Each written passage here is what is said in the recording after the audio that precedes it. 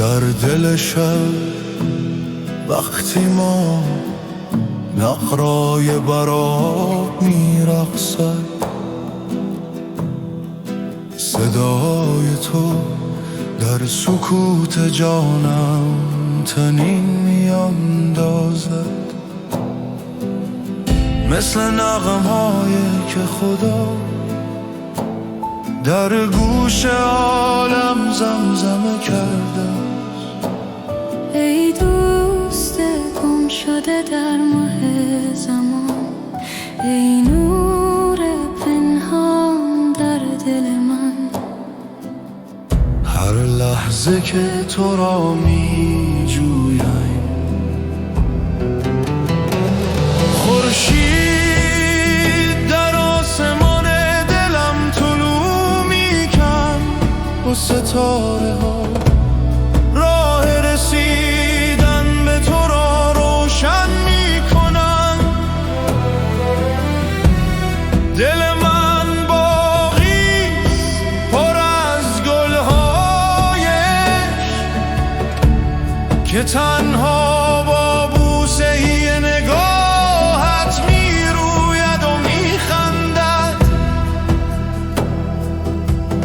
ای موسیقی جاودان، هر نغمه تو چون باران رحمت بر خشک‌ترین صحراهای دلم میبارد.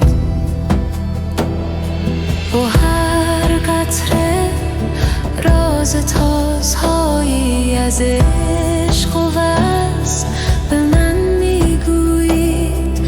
اگر روزی بادهای غربت میان ما فاصله افکندن، اگر شبها بیستاره و تاریک شدن،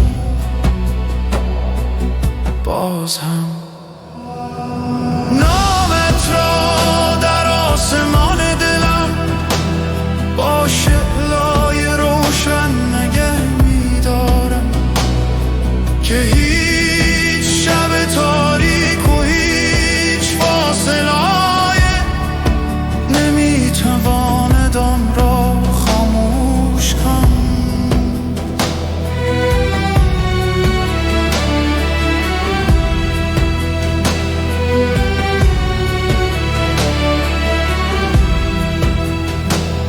ای که در نگاهت جهان‌ها نهفته است، ای که در لبخندت راز هستی موج میزن.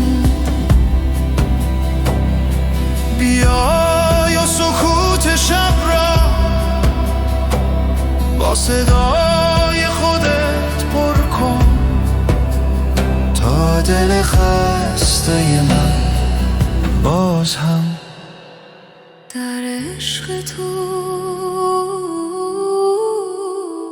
شنو